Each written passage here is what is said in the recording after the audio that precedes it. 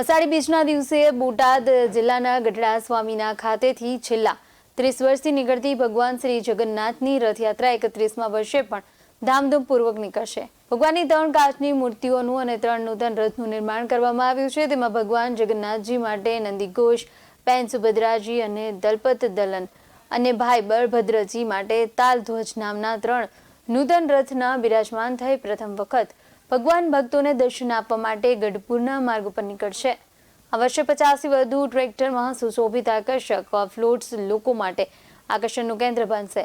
સાથે જ સીધી ધમાલ, આદિત્ય નૃત્ય મંડળી, નાસિક ઢોલ, કાઠિયાવાડી રાસ નૃત્ય, લંબુજી, ડીંગુજી, ટેડી બિયર, 6 જેટલા ડીજે સાઉન્ડ સાથે ભક્તિમય વાતાવરણમાં વાજતે ગાજતે સમગ્ર ગઢડા શહેરમાં રથયાત્રા ધામધૂમપૂર્વક નીકળશે। રથયાત્રા માટે આશરે 100 મણ ઉપરાંત કઠોળના પ્રસાદનું વિતરણ કરવામાં આવશે।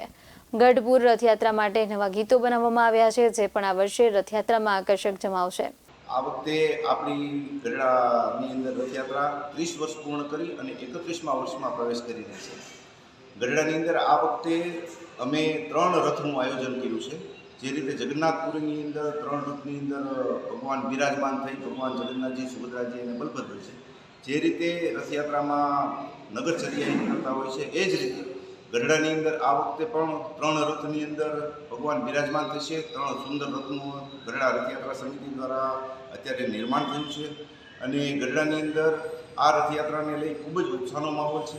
ગઢડાની અંદર બધાય પોતપોતાની રીતે સહકારમાં છે। બધાય સ્ટોલ, બધાય ટ્રેક્ટરોવાળા, બધાય મંડળોવાળા, બધા જ વ્યક્તિઓ અત્યારે ખૂબ જ ઉત્સાહપૂર્ણ વાતાવરણમાં આ રથયાત્રાની અંદર જોડાવા બધાય તલપાપડ છે। ઉપરાંત આ રથયાત્રાની અંદર કમસે કમ 50 જેટલા ફ્લોટ હશે, એ બધા અને બીજા બધા વાહનો થઈ અને 60-70 સુધીના વાહનોની અમારી અપેક્ષા છે।